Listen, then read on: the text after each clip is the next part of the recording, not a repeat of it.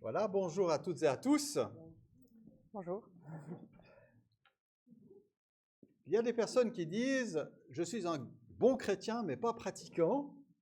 Puis il y en a d'autres qui disent « Je suis un bon sportif, mais pas pratiquant ».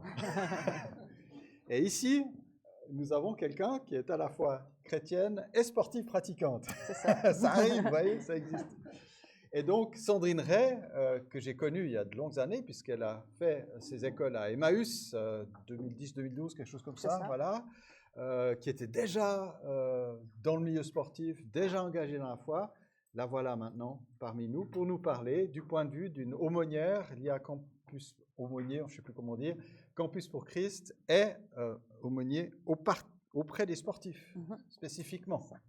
Donc nous sommes à la Xème rencontre des Working Lunch liés aux 100 ans d'Emmaüs, hein, le 5e sur 7. On aura encore le 9 octobre Bernard Bollet, et puis donc sur le thème des Philippiens, et puis Callan Gale, qui est un théologien, musicien, qui parlera de musique et foi. Alors bienvenue à toutes et à tous, et je propose que nous remettions ce moment à Dieu. Seigneur, nous te remercions parce que c'est toi qui nous as donné non seulement un esprit, mais aussi un corps. Et tu nous permets aussi d'exprimer notre louange à ton service, y compris par le chemin du sport. Et nous t'en bénissons. Et nous prions maintenant de bénir Sandrine dans ce qu'elle a à dire sur la question des performances en lien avec l'influence de la culture de la performance sur la foi. Merci pour tout ce que tu vas nous dire et nous voulons ouvrir les oreilles. Par la grâce de ton esprit, recevoir ce que tu as à nous dire. Amen. Amen. Là, je ne vais pas en faire plus, comme ça tu pourras... Trop bien, j'ai déjà un micro. Ah, déjà? Ah, bah, c'est parfait. Merci. Alors, on se réjouit. Alors, merci beaucoup pour cette invitation de venir parler durant ce lunch d'un sujet qui me tient tout particulièrement à cœur, le sujet de la performance. Alors, je me présente brièvement. Moi, ça me fait bizarre d'être de ce côté parce que d'habitude, j'étais de l'autre côté. Et il y avait beaucoup de choses qui ont changé. Hein. Quand j'étais ici, c'était Emmaüs. Maintenant, c'est la HET Pro. Mais je suis agréablement surprise qu'il y a des choses qui ne changent pas, comme les tables, par exemple. Alors, ça me rassure. Il y a encore des choses qui restent. Et voilà, c'est un sujet qui me tient à cœur. Et je risque de m'emballer un peu. C'est un sujet qui m'habite, qui me travaille. Et qui va évoluer encore. Donc, je vais vous parler et présenter un peu les réflexions que j'ai jusqu'à aujourd'hui. Et je pense que c'est vraiment un sujet qui va encore évoluer. Et j'espère que ça va vous amener quelque chose de bon. En tant qu'aumônière, j'aime beaucoup poser des questions plutôt que donner des réponses. Donc, c'est peut-être possible, vous partirez avec plus de questions que de réponses. Mais on verra. J'espère aussi qu'il y aura le temps pour les questions et que je ne vais pas trop prendre de temps sur les explications. Donc, je m'appelle Sandrine Ray, puis depuis 2019, donc je suis aumônière auprès des sportifs avec l'association qui s'appelle Athletes in Action, qui fait partie de Campus pour Christ. On a beaucoup d'offres diverses de camps sportifs. On fait vraiment beaucoup de choses aussi avec les enfants, des sortes de kids games qu'on organise en Suisse alémanique et en Suisse romande. Il y a vraiment toute la partie aumônerie par le sport. J'ai un collègue aussi avec moi qui s'occupe de groupes de jeunes sportifs élites. Donc, il y a beaucoup d'offres que vous pouvez aussi découvrir si jamais dans ce magazine qui est à la sortie. Le seul problème, c'est qu'il faut parler allemand parce qu'il n'est pas encore traduit en français. Mais sinon, vous pouvez me demander et puis je serai ravie de discuter avec vous. Je travaille à côté de... Donc, je suis à 60% comme aumônière et à côté de ça, je travaille aussi à la Maison Bethel, à Blonay. Donc, c'est une institution de court séjour psychiatrique. Et là, je donne des accompagnements sportifs qu'on appelle activités physiques adaptées. Ça fait 9 ans que je suis là, dans cette maison, pour donner du sport aux personnes qui ont des problèmes psychiques. Je vais bientôt terminer, mais c'est un bon complément entre l'aumônerie et ce métier-là. J'ai aussi beaucoup appris sur la santé mentale au travers de ce métier. À côté de ça, j'ai aussi envie de vous dire que j'ai fait du sport de haut niveau pendant... depuis l'âge de 4 ans, j'ai fait du sport et à haut niveau avec l'équipe suisse, j'ai fait 7 ans. Et avant d'être aumônière, j'ai aussi travaillé plus de 20 ans dans la finance. Donc mes formations étaient plutôt dans la finance. Pourquoi je vous dis ça? Parce que on va parler justement de la culture de la performance et comment elle impacte notre milieu chrétien. Et ces deux milieux, que ce soit le sport ou la finance, eh ben, la culture de la performance est très présente. Et c'est ce qui fait aussi que j'ai à cœur de parler de ça et de voir justement comment je reconnais aussi cette culture dans nos milieux et comment elle a pu s'infiltrer aussi dans nos milieux chrétiens. Alors, je ne prétends pas pouvoir répondre à cette question durant ce lunch, mais j'espère que ça va amener des bonnes réflexions. Et puis, je suis contente que vous mangez en même temps, que ce ne soit pas le temps de la digestion. Alors, je commence tout de suite par des questions. Est-ce que vous avez l'impression de devoir fournir des résultats dans un ou plusieurs domaines de votre vie? C'est une question ouverte, vous n'avez pas besoin de répondre devant tout le monde, mais c'est une question à laquelle vous pouvez penser. Est-ce qu'on doit fournir des résultats dans un ou plusieurs domaines de notre vie? Est-ce que vous avez besoin de voir des résultats pour être satisfait de votre travail? Est-ce que c'est un besoin de votre part? Vous dites, ah, mais si je vois des résultats, là, je sais que j'ai accompli quelque chose. Si je vois pas de résultats, est-ce que c'était bien utile ce que j'ai fait?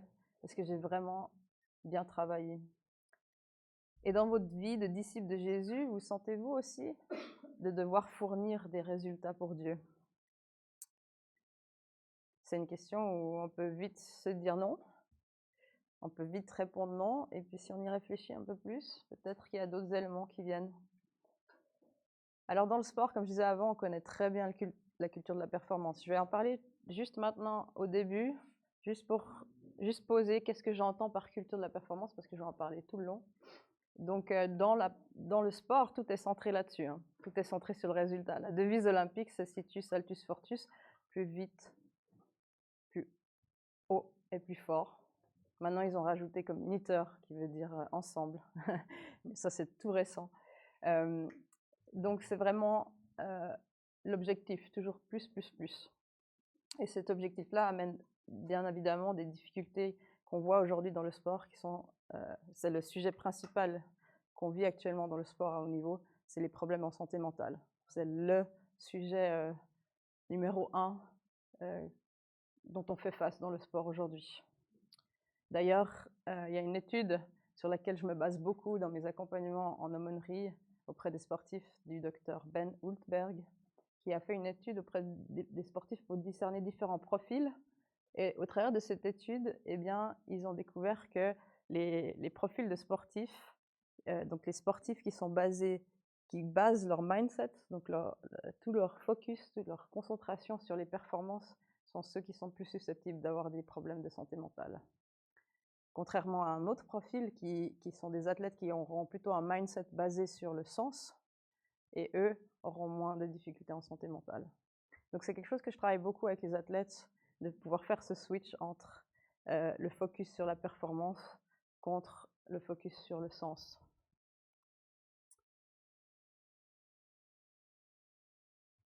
Donc la culture de la performance, elle amène justement, elle découle peut-être de besoins que j'ai décelés, il y en a certainement encore d'autres, j'ai juste mis ces besoins-là de base. Le besoin d'être vu, donc un besoin d'appartenance fort.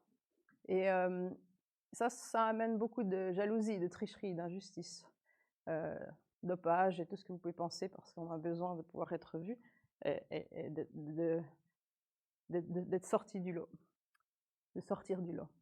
Le besoin de prouver aussi, ça touche à l'identité, ça amène la comparaison, la mauvaise comparaison à la compétition. J'aime bien ce mot parce que on le voit très négativement dans le milieu chrétien, mais en fait, c'est concourir. C'est pas contre, c'est avec. Le con, il est avec. Comparer, c'est pouvoir se mesurer avec quelqu'un. Et dans ce sens, ça peut être très sain. La compétition peut être très saine. Mais quand on part du principe qu'on veut être contre l'autre, ça devient plus compliqué. Et la recherche de résultats, de chiffres, voilà, besoin de prouver tout le temps. Besoin de réussite aussi, qui touche à l'accomplissement et au sens. Ça amène de la pression, de l'activisme et, comme je disais avant, des problèmes de santé mentale qui peuvent aller très loin chez les athlètes. Ça peut même aller jusqu'à des dépressions, burn-out, même jusqu'au suicide. Les athlètes sont des personnes très susceptibles, très à risque suicidaire. Et si on regarde un peu ces besoins, ils ne sont pas tellement mauvais, hein, en ce sens que moi je vois beaucoup de ces besoins fondamentaux de l'être humain dont la Bible répond en fait. Ce besoin d'être vu, on a un Dieu qui va dire « je t'appelle par ton nom ». On est vu par Dieu. C'est un Dieu notre Dieu, la Bible, c'est un Dieu qui voit. Je t'ai vu. Et quel bien ça fait d'être vu, hein. C'est une recherche qui est bonne, à mon avis, à mon sens. Le besoin de prouver aussi, ce besoin d'avoir une identité, d'être quelqu'un. Qui suis-je? La Bible y répond aussi. Et le besoin de réussite, d'accomplissement, de sens. Qu'est-ce que je fais sur cette terre? Quel est le sens? Qu'est-ce que je peux y apporter? Et pour moi, ces besoins sont répondus par Dieu. Et c'est ce qu'on voit dans l'Évangile. Quand on a l'acceptation de Dieu, notre identité, notre besoin de sens et d'appartenance sont comblés. Et si tel est le cas, donc si on prend le cercle de la grâce, tous ces besoins-là sont comblés par l'acceptation de Dieu dans notre vie. Et ensuite, ça débouche sur des fruits. Par contre, la culture de la performance, c'est une culture inversée. C'est pour pouvoir être vu, pour avoir une identité et pour me sentir accompli, eh ben, je vais fournir des performances, je vais faire des efforts, vouloir des résultats. Et j'espère qu'au travers de ça, je vais avoir des réussites et gagner l'approbation, peut-être même l'acceptation de Dieu, en fait. Donc c'est un cercle inversé.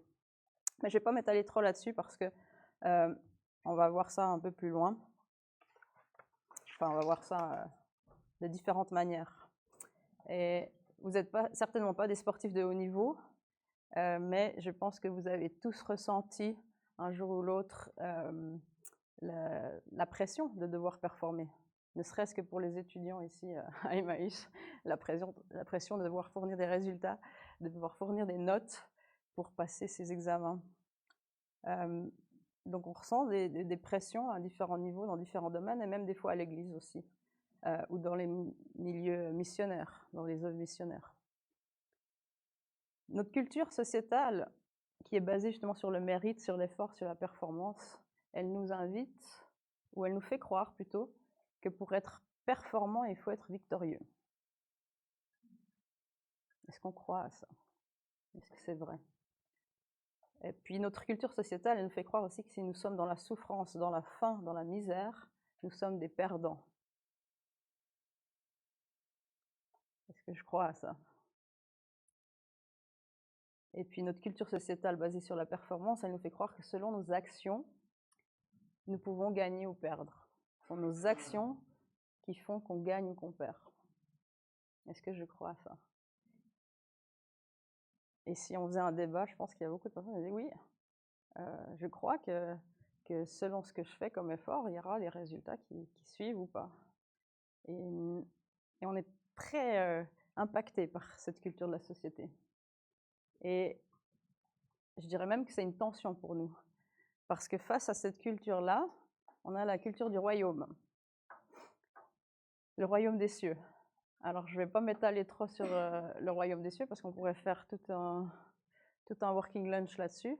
Mais de ma compréhension aujourd'hui du royaume des cieux, c'est qu'on le vit déjà. Beaucoup de compréhensions peuvent se dire le royaume des cieux, ce sera après la vie, ce sera une fois que tout est rétabli, on pourra vivre le royaume des cieux. Sauf que quand je lis l'Évangile, je vois notamment Jésus qui dit « Le royaume des cieux est parmi vous. Moi, je suis sur terre incarné, le royaume des cieux est parmi vous. » Et maintenant que Jésus-Christ est remonté au ciel et qu'il nous a laissé son Saint-Esprit et que nous avons Christ en nous, Christ en moi, je peux vivre le royaume des cieux aujourd'hui. Et si je lis aussi tout ce que Jésus a dit, il a très peu parlé d'Église. Je crois que c'est que 2 fois qu'il a parlé de l'Église. Tout le reste du temps, il a parlé du royaume des cieux. Le royaume des cieux est semblable à... Et l'invitation à rejoindre le royaume des cieux, l'invitation à vivre les réalités du royaume. Nous sommes dans ce monde, mais nous ne sommes pas de ce monde. Et c'est là tout l'enjeu et la tension de comment vivre les réalités du royaume des cieux aujourd'hui dans un monde où on est régi par la culture de la performance qui va souvent à l'encontre et à l'inverse de ces réalités du royaume des cieux. Et c'est cette tension-là qu'on vit constamment. Et c'est vraiment la question principale que me posent les athlètes chrétiens de haut niveau. Comment je fais pour vivre dans le milieu du sport avec cette culture de la performance énorme? Comment je fais pour vivre dans cette culture-là, avec ces règles-là, et en même temps vivre les réalités ou les valeurs du royaume des cieux, qui sont inversées souvent. On verra aussi plus loin. Donc c'est ça que j'avais envie d'ouvrir comme réflexion aujourd'hui ensemble, en amenant 4 problèmes que je décèle et des enjeux théologiques sur ce problème de la culture de la performance par rapport à la culture du royaume. Le problème numéro 1, ce sera de voir le problème qu'on a de la confusion entre les résultats et les fruits. Le problème numéro 2, ce sera de voir le problème de la compréhension de devoir produire, faire contre la réalité de porter. Et le problème numéro 3 sera cette difficulté de vouloir contrôler au lieu de vivre libéré, notamment, vous verrez par rapport aux chiffres. Et puis le problème numéro 4, c'est cette tension entre vouloir mériter plutôt que de recevoir. Ça va? Vous êtes encore là? Donc tout un programme. Commençons par le premier. Est-ce que je recherche des résultats et ou des fruits? Et en réalité, c'est une question fondamentale parce que je remarque qu'il y a vraiment une confusion dans notre milieu, dans le milieu chrétien, sur la notion de résultat et de fruits. Et on ne fait que de confondre les deux notions. De ma compréhension, les résultats sont les conséquences de nos efforts et de nos actions. Et puis, ils sont liés au mérite, effectivement. Les résultats, si on prend les résultats d'un test, ben, c'est ça qui se passe, en fait. Je fais des efforts, je vais étudier fort et j'estime qu'avec ce que je fournis comme action, j'ai des résultats qui sont mérités ou non, et puis attendus aussi. Les fruits, c'est ça un peu la difficulté, selon la notion que je retrouve dans la Bible, c'est que les fruits sont la conséquence ou les conséquences d'une relation, d'une dépendance à Dieu. Et je me base sur Jean 15 pour parler de ça. Et ils sont immérités, puisqu'ils sont le résultat d'une dépendance. Je ne peux rien faire pour qu'ils se produisent, si ce n'est être dans la relation et demeurer en Christ. Et souvent, les fruits aussi, ils ne sont pas forcément visibles et loin de nos attentes.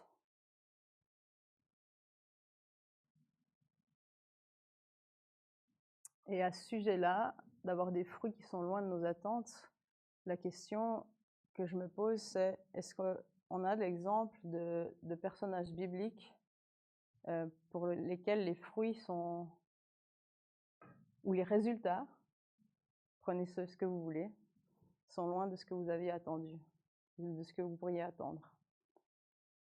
Vous avez l'exemple de personnages bibliques où vous dites, bah, cette personne, elle a obéi à Dieu, elle a fait ce qui était juste, ce qui était bon, mais le résultat ou ce que je vois de sa vie me questionne selon nos perceptions et nos compréhensions du monde. Job, Joseph, Moïse, Jérémie et la plupart des prophètes. exact. Ouais. Oh, ça foisonne, ça foisonne, ça foisonne. Vous le dites vous-même, ce qui se passe dans leur vie ou ce qu'ils vivent est bien loin de ce qu'on pourrait attendre en se disant ce sont des personnes qui ont obéi, qui font ce qui est juste et bam, le résultat ou la conséquence n'est pas celle attendue. Un des personnages qui me vient en tête, c'est Jean-Baptiste aussi. C'est vrai qu'à l'école du dimanche, on va plutôt parler de David et Goliath. Parce que David et Goliath, c'est chouette, parce que ça va bien dans notre schéma de pensée du mérite. Il a fait confiance à Dieu, il a dit je mets ma confiance dans l'Éternel, et bam, le méchant, on le décapite, et on gagne, et la victoire est là. Et ça, c'est facile de pouvoir inculquer aux jeunes, aux enfants. Ah ben voilà, si tu obéis à Dieu, il y aura des bonnes conséquences. C'est plus compliqué avec Jean-Baptiste. C'est quand même plus compliqué d'amener cette histoire-là à l'école du dimanche et de dire c'est quelqu'un qui a obéi toute sa vie, qui a rempli la mission qui lui a été confiée et qui a fini décapité. Comment on peut expliquer ça? Comment on peut réconcilier ça avec notre perception et nos yeux, notre lecture d'une culture qui correspond au mérite, où on veut voir des résultats qui correspondent à ce qu'on pense être juste? Donc, la question qui se pose aussi, c'est est-ce qu'on est prêt à accepter que servir Dieu et lui obéir n'amène pas forcément des résultats visibles pour nous sur cette terre ou ceux que nous souhaiterions voir? Est-ce qu'on est prêt à accepter que nos efforts ne soient pas récompensés par des résultats aux yeux du monde? Le problème vient là parce que dans cette société, on a besoin de voir des résultats. Les résultats comptent. Et c'est les résultats qui nous amènent des fonds. C'est les résultats qui nous amènent des choses, qui nous amènent de la crédibilité aussi aux yeux des partenaires ou des gens. Donc, on pourrait se dire, est-ce que c'est faux de vouloir des résultats? Moi, j'ai souvent eu cette question, oui, mais les résultats, c'est important, on a des objectifs, des résultats à atteindre. On fait, comme je disais avant, on fait partie de ce monde, et on n'est pas de ce monde. Pour moi, les résultats ne sont pas forcément faux, mais à ne pas confondre avec les fruits. C'est là où est notre erreur souvent. Et finalement, on n'est pas appelé par Dieu à fournir des résultats, mais à porter du fruit. Donc, qu'est-ce que nous recherchons principalement? Qu'est-ce qu'on recherche principalement? Où est-ce qu'on porte notre attention?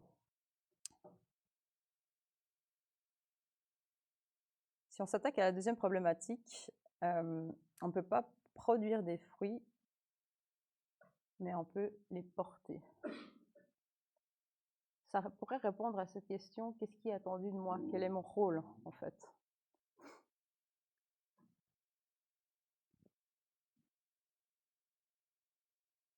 Est-ce qu'on est appelé à produire des fruits? Oui? Eh bien non. On est appelé à porter des fruits. Vous voyez la confusion? Parce qu'on ne fait pas cette distinction-là. On ne fait pas la distinction entre produire et porter.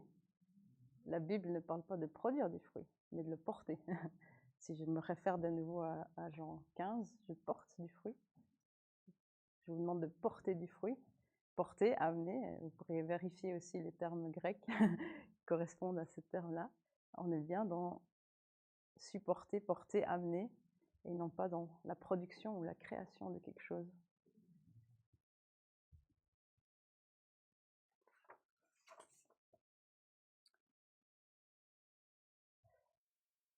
Donc c'est ça, dans notre société, dans la culture dans laquelle on vit et dans laquelle on a grandi, on a toujours appris à produire, à faire. Et c'est cette production, ce faire qui va amener du succès, qui va amener des résultats. Ça amène un rôle un peu ambigu parce que ça veut dire que je suis maître de mes actions, je suis maître de ma vie et je suis maître de ce qui se passe dans ma vie. Mais dans le royaume des cieux, on va avoir juste après encore Matthieu 20, mais les attentes, c'est la présence et le cœur. La confiance, c'est dans la confiance et la dépendance et la collaboration avec Dieu qu'on va pouvoir porter du fruit. On va être les porteurs. On va amener ce fruit à Dieu. Donc notre rôle, c'est d'être des ouvriers dans la moisson et des branches du cep. Pour ça, j'ai envie de vous lire cette parabole de Jésus dans Matthieu 20, versets 1 à 16, et combien elle est dérangeante pour nous. Je vous la lis dans la version Bible du Semeur. Voici, en effet, à quoi ressemble le royaume des cieux. Un propriétaire sort le matin de bonne heure afin d'embaucher des ouvriers pour travailler dans son vignoble. Il convient avec eux de leur donner comme salaire 1 pièce d'argent pour la journée. Puis, il les envoie dans sa vigne. Vers 9 heures du matin, il sort de nouveau et en aperçoit d'autres qui se tiennent sur la place du marché sans rien faire. Il leur dit « Vous aussi, allez travailler dans ma vigne et je vous payerai correctement. » Ils y vont. Il sort encore vers midi, puis vers 3 heures de l'après-midi. Et, chaque fois, il agit de la même manière. Enfin, étant sorti à 5 heures du soir, il en trouve encore d'autres sur la place. Il leur dit « Pourquoi restez-vous ainsi toute la journée à ne rien faire ? C'est que personne ne nous a embauchés. Eh bien vous aussi, allez travailler dans ma vigne. » Le soir, le propriétaire du vignoble dit à son administrateur « Fais venir les ouvriers et donne-leur la paye.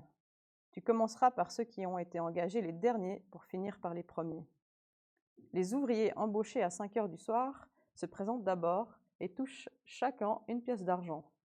Puis vient le tour des premiers engagés. Ils s'attendent à recevoir davantage, mais eux aussi touchent chacun 1 pièce d'argent.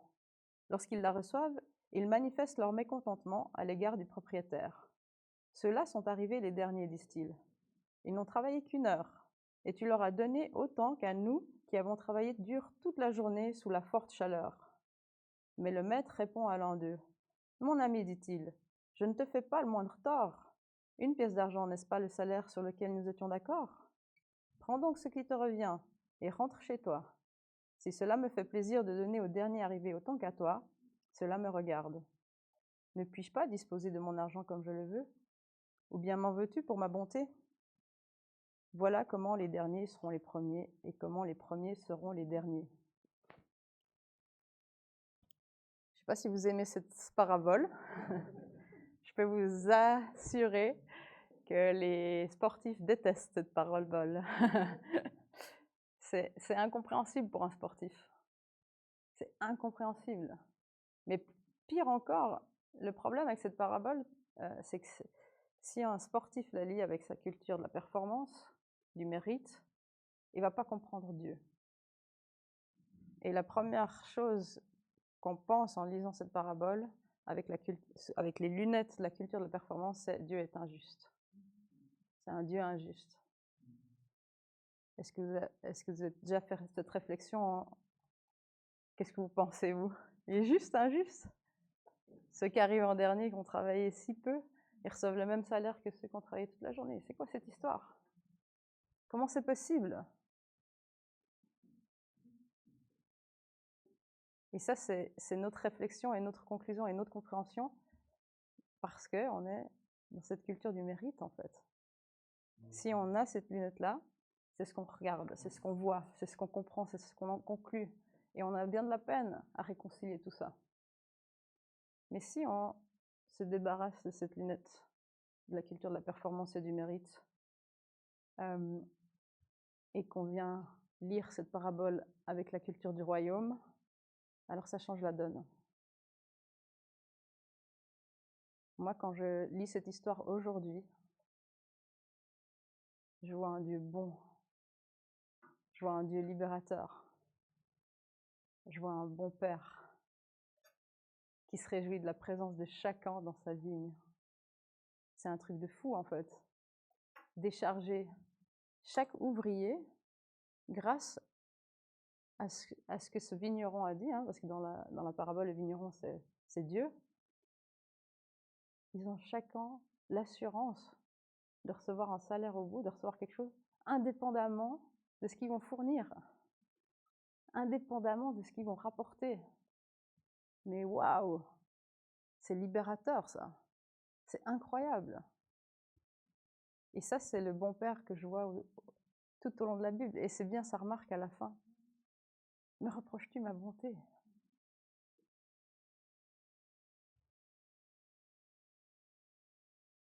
Et l'autre problème qu'on a dans cette parabole, c'est cette histoire des ouvriers dans la vigne. On est là tout près des vignes. Moi, j'habite dans le Lavaux, j'habite à Chèvres, et c'est la période des vendanges actuellement. Je ne sais pas si vous avez déjà fait les vendanges. Moi, j'ai fait quelques fois les vendanges, et quand on est ouvrier dans une vigne, et ben on remplit nos bacs de raisins et puis on les apporte au vigneron. Puis le vigneron, lui, il passe sa journée à à faire ses comptes, à regarder la production, à regarder les fruits, à faire les comptes et tout. Et ensuite, il commence à faire son travail de vinification. Mais j'ai jamais vu un ouvrier venir vers le vigneron dire « Ah, qu'est-ce qu'on a rapporté? Combien on a? Qu'est-ce qui se passe ?» Si le vigneron veut partager les résultats de sa production avec ses ouvriers, il a le droit, il peut le faire. Mais il n'est pas obligé, ça lui appartient. Les fruits, la récolte appartient au vigneron, elle n'appartient pas aux ouvriers. Et ce qui est dérangeant, c'est ça, c'est que si on ne se rend pas compte de ça, qu'on est les ouvriers ou la branche du cep et qu'on ne fait que porter les fruits ou les amener au vigneron, on pourrait prétendre vouloir les voir, vouloir les avoir pour nous. Et ça vient justement de notre culture de la performance qui veut voir les résultats au lieu de porter des fruits. Et moi, je trouve ça beau que Dieu nous libère de devoir fournir des résultats et de devoir produire quoi que ce soit. Alors, j'ai cette question, et c'est le choix qui nous appartient aujourd'hui à chacun et à chacune, dans tous nos domaines, dans toutes nos activités finalement. Qu'est-ce qui nous motive? Est-ce que ce sont les résultats, la production, ou est-ce que ce sont les fruits, l'amour, la relation? Qu'est-ce qui nous motive?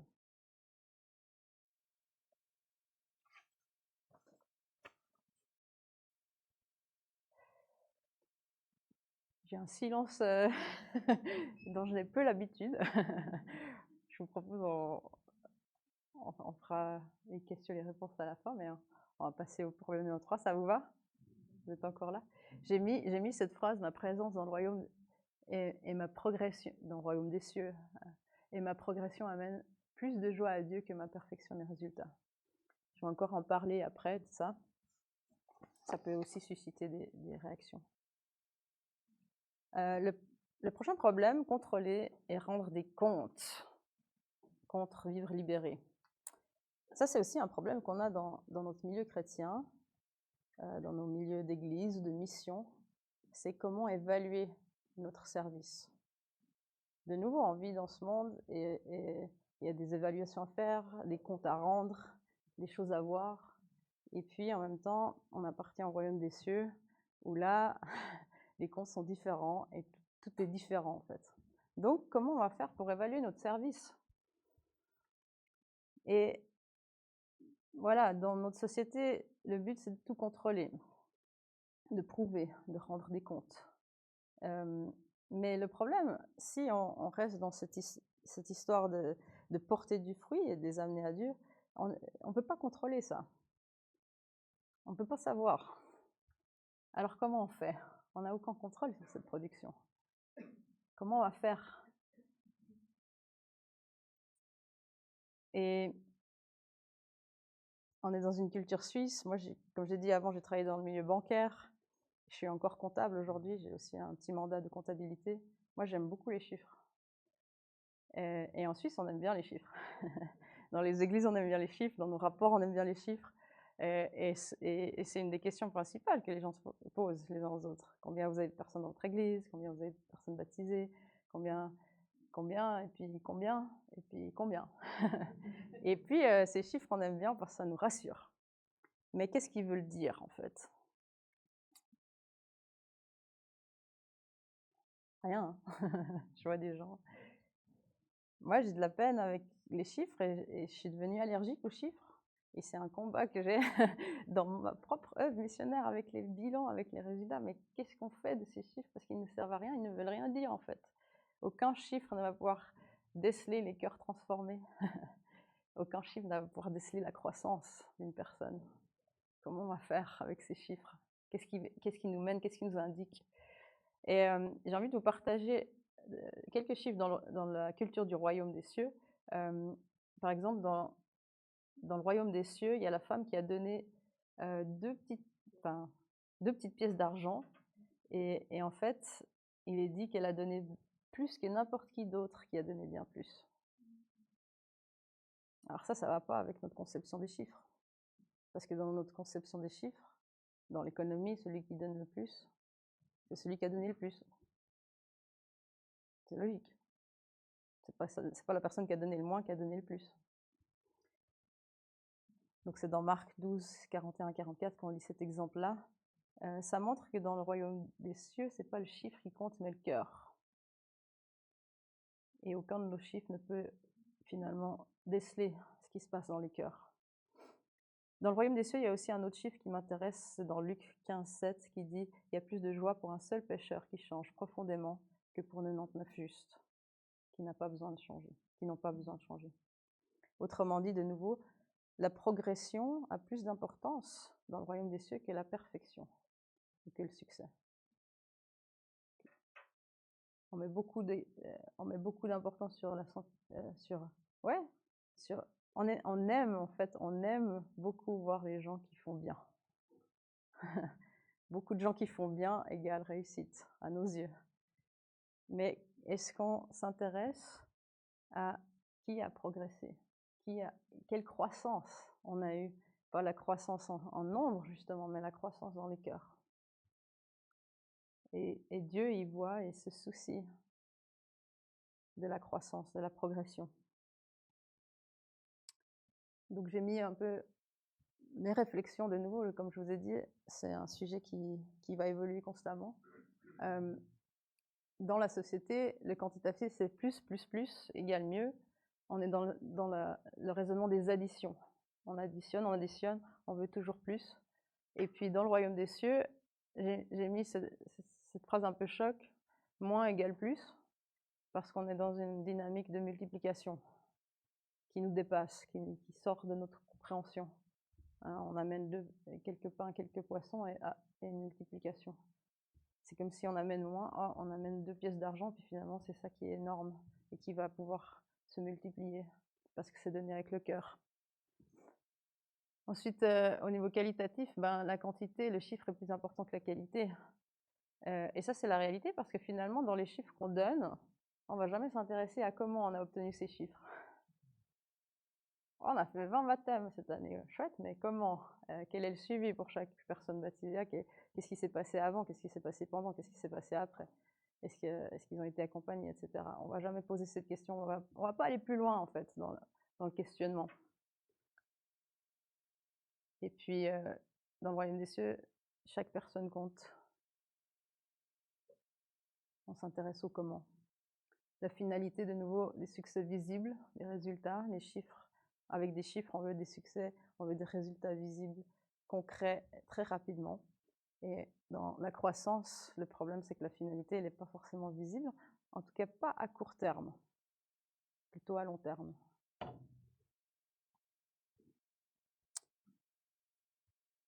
J'ai mis cette citation de Dallas Willard.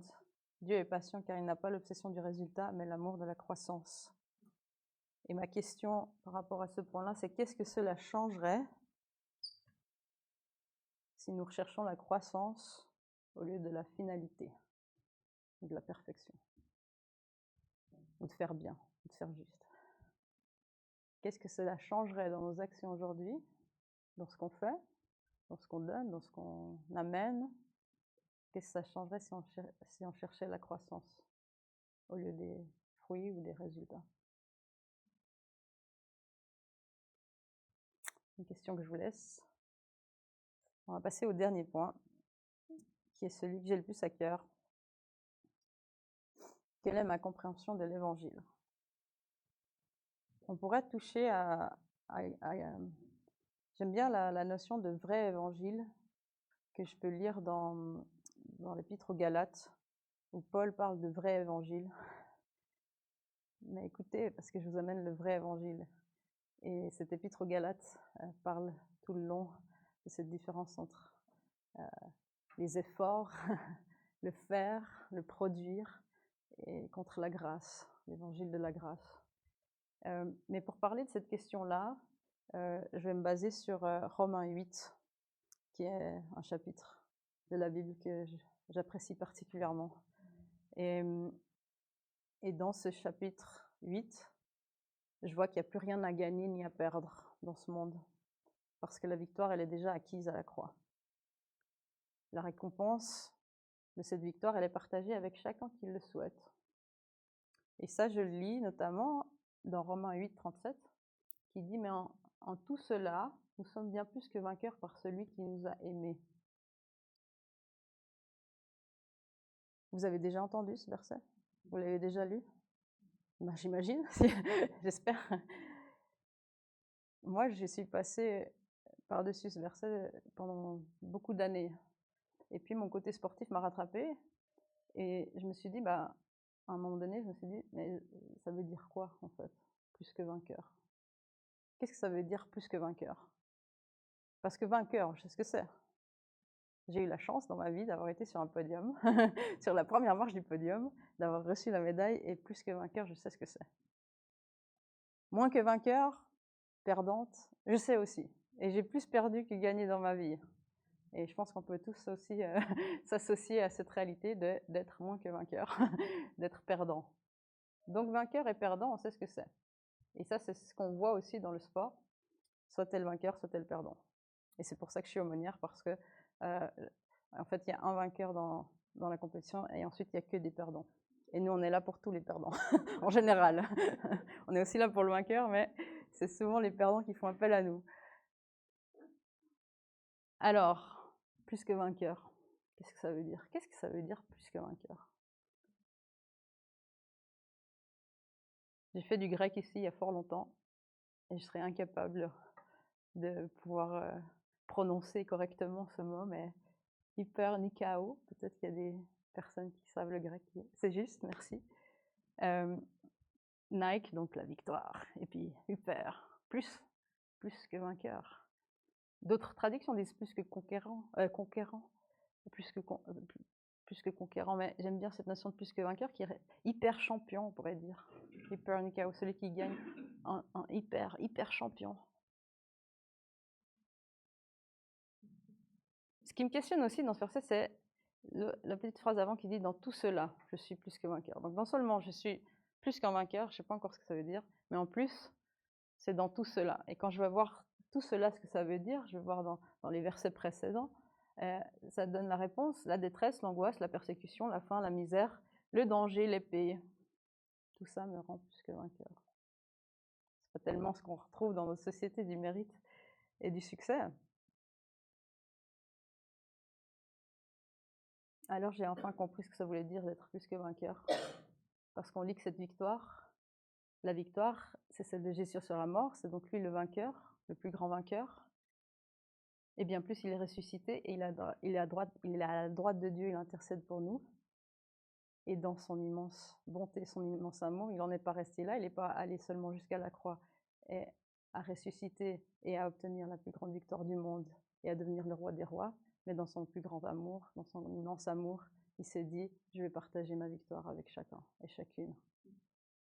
Autrement dit, le grand vainqueur de tous les temps, de la plus grande victoire qu'on pourra jamais vivre dans cette vie, la victoire de la vie sur la mort qui a été gagnée. Si on prend l'analogie, vous êtes aux Jeux Olympiques, vous êtes dans le public et il y a la cérémonie des prix et il y a le grand vainqueur qui vient, Jésus, sur le podium, et là il dit « viens sur le podium, et reçois le prix avec moi. Je le partage avec toi. » Moi, je ne suis pas vainqueur. La personne qui va monter sur ce podium, recevoir le prix et avoir accès au prix du vainqueur, il n'a rien gagné.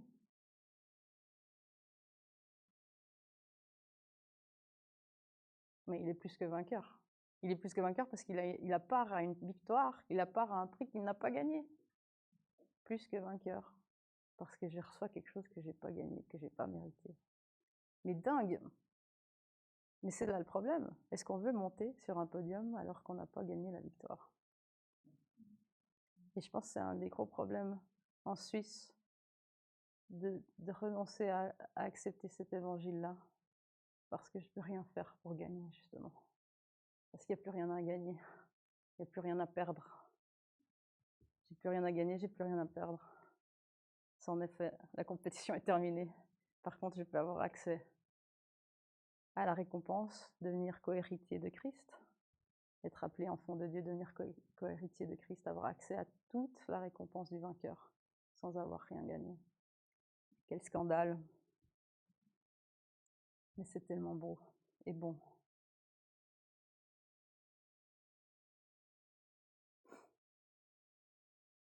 Ça m'émeut à chaque fois que je parle de ça, je suis désolée.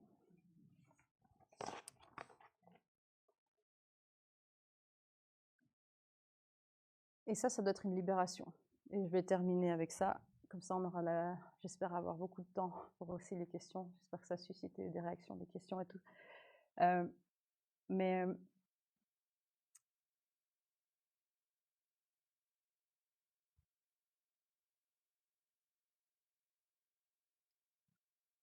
ça montre que tout repose sur l'acceptation, recevoir au lieu de mériter.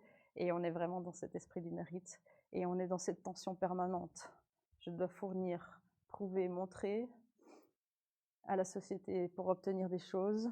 Et je suis dans une réalité du royaume où je ne peux que recevoir, demeurer, être dans la relation, progresser et porter du fruit invisible pour la plupart du temps. Et cette réalisation-là, cette acceptation devrait amener la liberté.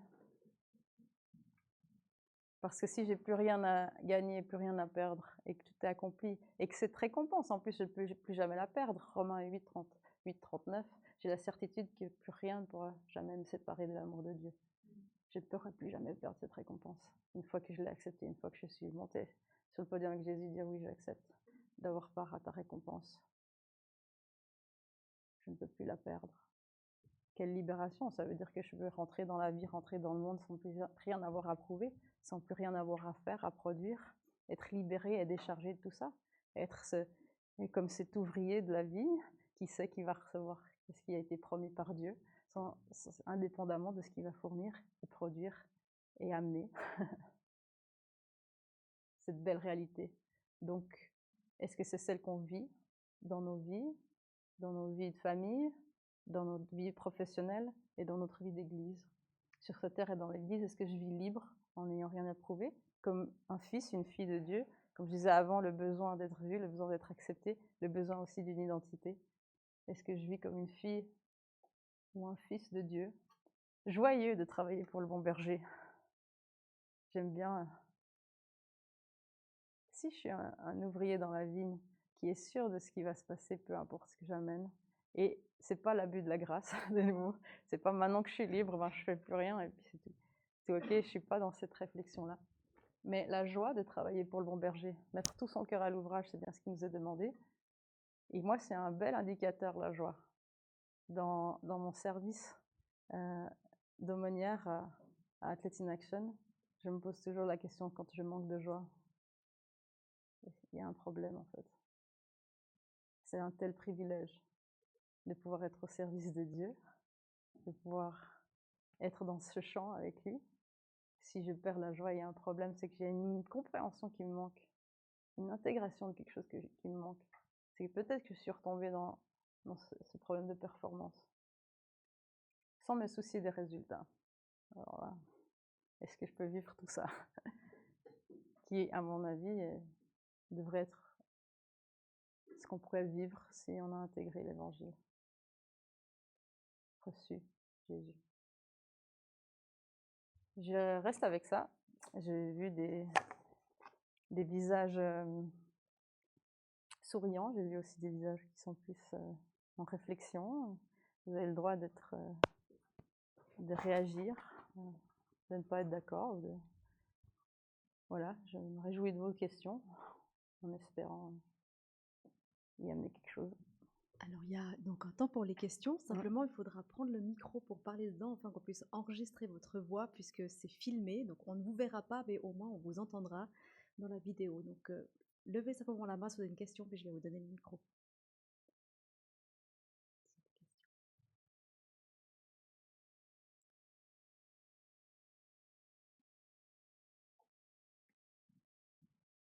J'ai toujours peur quand des profs posent des questions. Hein. Merci énormément, Sandrine, de nous rappeler le cœur de l'Évangile. C'est essentiel. le prof qui donne le cours des actes a quand même une question pour toi, parce qu'au début des actes, on a tous ces chiffres de la croissance de l'Église, et souvent c'est quelque chose qui est ramené en disant, mais si, regardez, là, il compte. Alors bien sûr, c'est qu'au début, mais peut-être qu'on t'a déjà posé cette question et que tu as pu y réfléchir avec cette idée de les chiffres, ça compte pas, mais alors pourquoi est-ce qu'ils comptent les conversions, etc. Voilà, ton regard, hein. Il n'y a pas de mauvaise réponse, je pense. Oui, merci pour cette question. Effectivement, quasi à chaque fois que je parle de ça et de mon aversion pour les chiffres, j'ai ces questions, ces remarques qui viennent par rapport à l'importance quand même des chiffres, de compter, qu'on retrouve dans la Bible, effectivement. Alors j'aime bien susciter justement les réactions, j'aime bien amener... mais je dirais pas... C'est pas faux, comme je dis, c'est pas faux de chercher des résultats, de souhaiter des résultats, et les résultats, on peut les compter, effectivement. Il y a des choses qu'on peut chiffrer, qu'on peut compter. Moi, ce que j'ai dit, c'est qu'est-ce que ça veut nous dire, et qu'est-ce que ça nous dit réellement. Et même dans les chiffres qu'on peut lire dans la Bible, qu'est-ce qu'ils nous disent. Et c'est bien là le danger, c'est que si on dit « Ah ben waouh !» dans Actes, on voit que l'Église, elle est passée de temps à temps, ils ont fait ce qui était juste et il s'est passé ça. Et on revient automatiquement dans cette pensée de la culture de la performance où on dit ben, c'est par nos efforts ou par ce qu'on va faire que ça va produire la multiplication. Donc c'est le danger des chiffres. Et je ne pense pas que dans la Bible, les chiffres sont donnés pour en tirer forcément ce genre de conclusion, mais souvent la Bible, elle donne des faits, et les faits sont là, et ils le disent. Mais maintenant, comment on va interpréter ces faits, et qu'est-ce qu'on va en faire? Mais j'aime bien qu'il soit mentionné Actes, parce qu'un des chiffres du royaume, qui n'est pas un vrai chiffre, est aussi dans Actes, et je ne l'ai pas mentionné, mais je l'ai sur mon papier. Et dans Actes, il y a une parole très intéressante qui est proclamée de Jésus, en fait. Donc, ce n'est pas une parole qu'on retrouve dans les évangiles. Je vais juste vous le dire. J'ai encore des notes papier, ça montre que j'ai plus rien à prouver. C'est dans Actes 20, 35. Voilà. Et dans Actes 20, 35, c'est dit « Dans le royaume des cieux, il y a plus de bonheur à donner qu'à recevoir. » Et c'est une parole de Jésus qui était transmise. Et moi, j'ai trouvé ça déjà fascinant de me dire, on ne trouve pas ça dans les évangiles, mais il y a plein de paroles qu'il a dites qui ont été transmises bouche à oreille, comme ça, tout à coup, qui ressortent. Et il y a plus de bonheur à donner qu'à recevoir. Moi, c'est un chiffre du royaume, même s'il n'y a pas de chiffre. Et c'est contraire à toute logique économique. Parce que dans la logique économique, plus on donne, moins on a. Et j'en sais quelque chose parce que j'ai travaillé dans la finance, et le but dans la finance, c'est bel et bien d'avoir de plus en plus, et souvent de garder de plus en plus, et on veut thésauriser, et on aime bien faire ça, les Suisses aussi, et faire des économies, thésauriser et faire fructifier nos économies pour en avoir toujours plus. Donc c'est le fait de garder et de pouvoir en faire quelque chose qui va permettre d'en avoir plus. Et dans le royaume des cieux, c'est un bon chiffre à garder, et celui-là, j'aime bien l'interpréter, de se dire, en fait, plus on donne, plus il y a à la fin. C'est pas et à nouveau, c'est pas, on n'est pas dans l'évangile de la prospérité. Je ne suis pas dans une pensée de l'évangile de la prospérité, parce que plus il y a à la fin, c'est pas forcément pour nous. C'est cet esprit de multiplication. Donc voilà, les chiffres sont présents dans la Bible. C'est mon interprétation, mais maintenant, mon interprétation, c'est de dire ce sont des faits. La Bible parle des faits. On va dire qu'est-ce qui s'est passé. Maintenant, comment on va les interpréter, et est-ce qu'on va justement tomber dans ce piège de les interpréter au regard avec nos lunettes de notre société.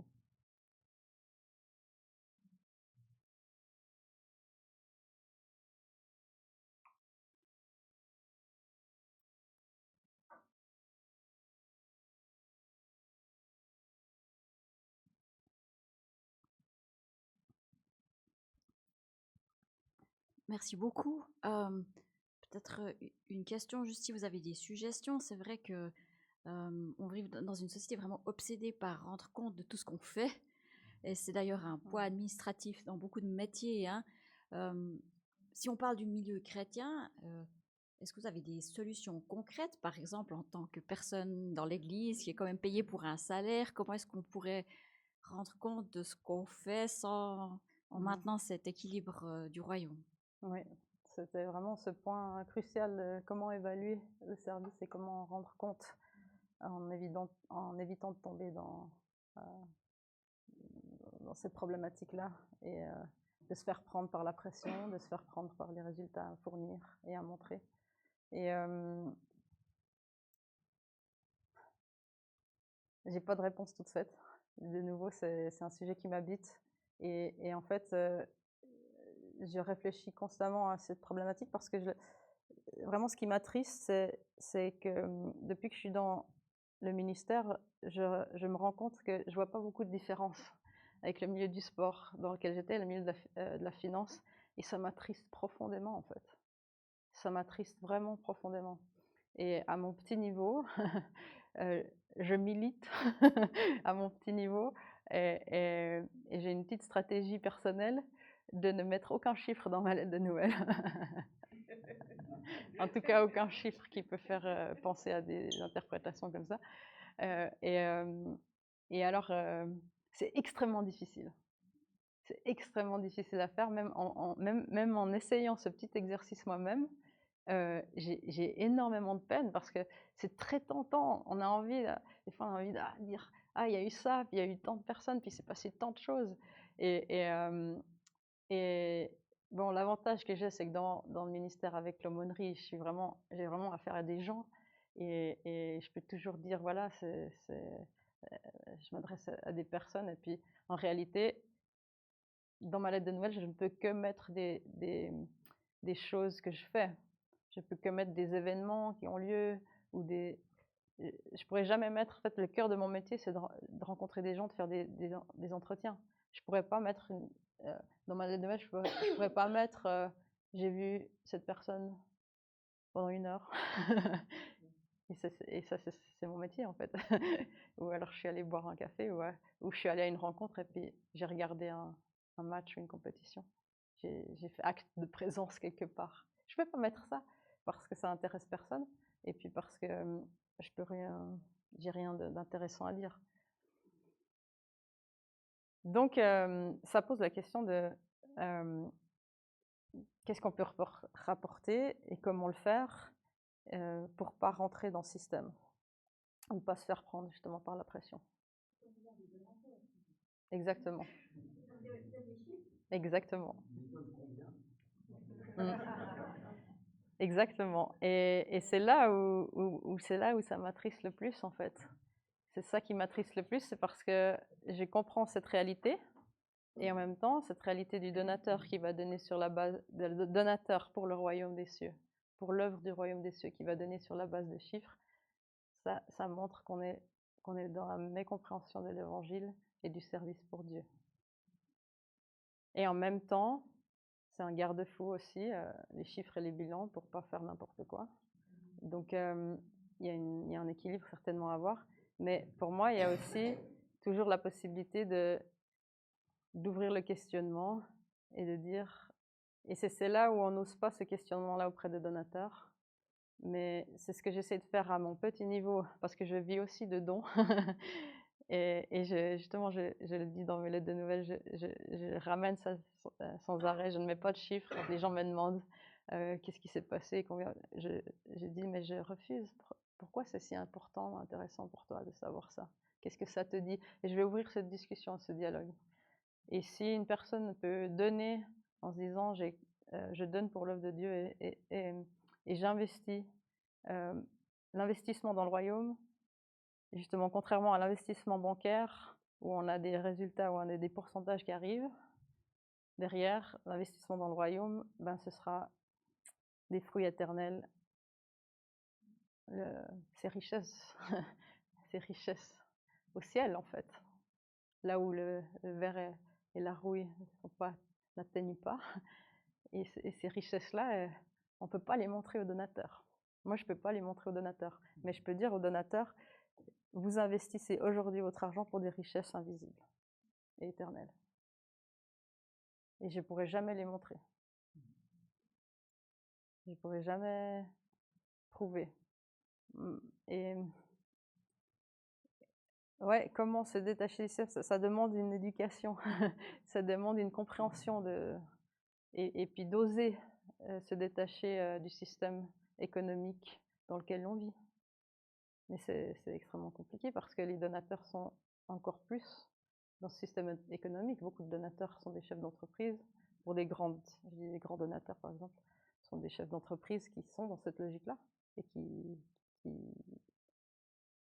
pensent avec ces lunettes-là. Donc, c'est extrêmement difficile. Mais est-ce qu'on ose? Est-ce qu'on est en mesure de pouvoir amener la compréhension de où est-ce qu'ils investissent réellement, en fait? Ou est-ce qu'on leur fait croire que c'est la même chose que dans la société? T'investis et tu auras un retour sur investissement. Et je vais te montrer ton retour sur investissement. Ça demande beaucoup de courage aussi, surtout quand on vit des dons et qu'on est dépendant de ces dons. Alors je ne jette aucune pierre. Et c'est extrêmement difficile pour moi aussi.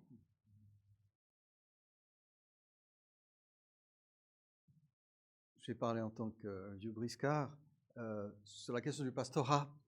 Quand j'ai commencé mon ministère, l'Église n'était pas un employeur qui salariait. On était au service de l'Église et l'Église nous donnait ce dont on avait besoin pour vivre. Est-ce qu'il n'y a pas un glissement pour rejoindre ce que tu développes maintenant, des églises qui... Je disais même que quand un conflit ou une discussion avec un conseil tournait dans le sens où le conseil disait « mais tu es payé pour », c'était très mauvais signe. Comment se fait-il, et est-ce qu'il ne faudrait pas corriger quelque chose, que maintenant les conseils d'école, les conseils d'église, qui sont souvent menés par des gens qui viennent de la vie professionnelle, d'emblée fixent des cahiers des charges, des « tu es payé pour », qui étaient auparavant des signaux de dysfonctionnement par rapport à la vision du ministère.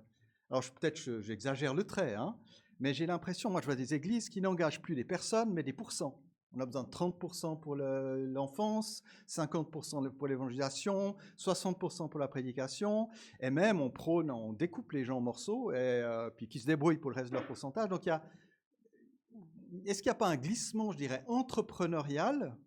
Est-ce qu'il est d'origine américaine ou simplement suisse? J'en sais pas. Mais est-ce qu'il n'y a pas quelque chose qui est en train de tourner, je dirais, l'atmosphère, l'esprit dans lequel on devrait vivre le service? Alors, juste pour modérer mon propos, il est évident que ces évolutions viennent peut-être de situations où ça a déraillé, où ça a été trop dans l'autre sens, trop dans l'à peu près, etc.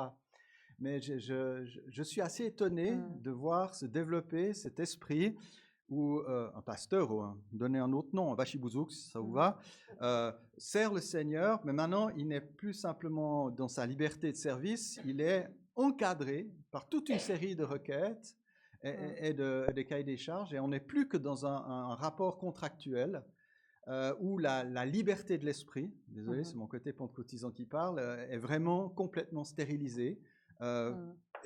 Voilà, où d'emblée on dit tu es payé pour.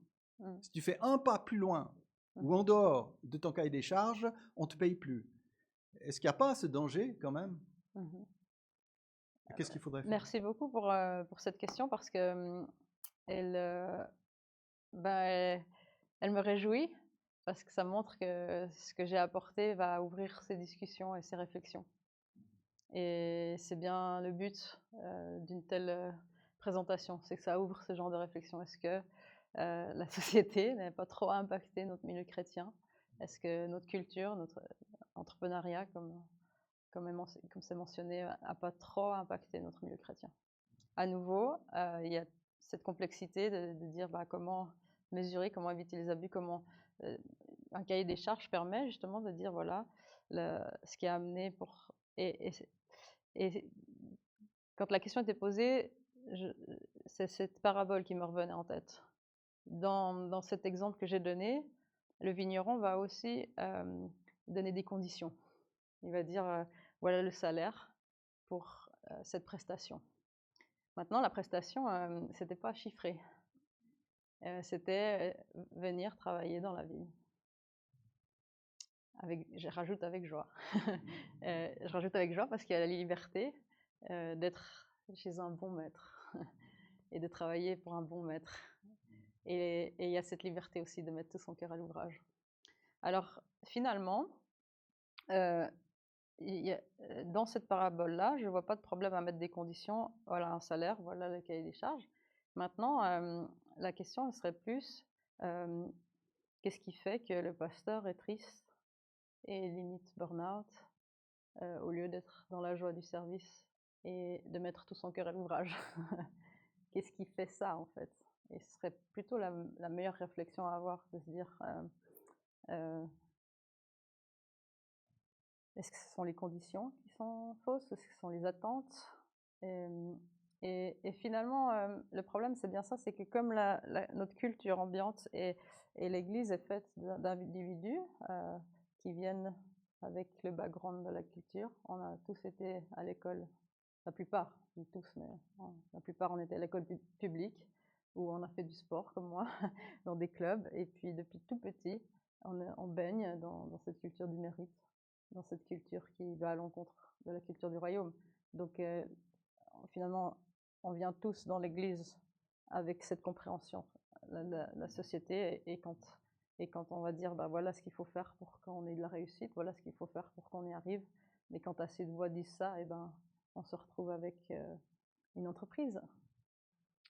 Et quelles voix seront assez grandes dans l'Église pour amener la culture du royaume? Christ en moi, j'amène le royaume des cieux là où je vais. Est-ce qu'on sera assez à amener le royaume des cieux et amener une autre lecture, dire attention, ça c'est la culture de notre société suisse, mais là on veut vivre la culture du royaume, comment réussir? Comment réussir, bien sûr, entre guillemets, comment amener la culture du royaume dans notre Église? Il n'y a pas de réponse toute faite, j'en ai pas, parce qu'on fait l'Église avec les individus tels qu'on est, ce qui fait qu'on a des églises bien imparfaites.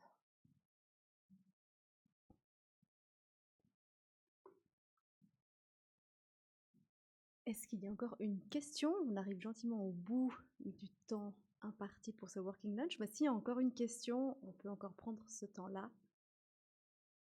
Profiter de la présence de Sandrine.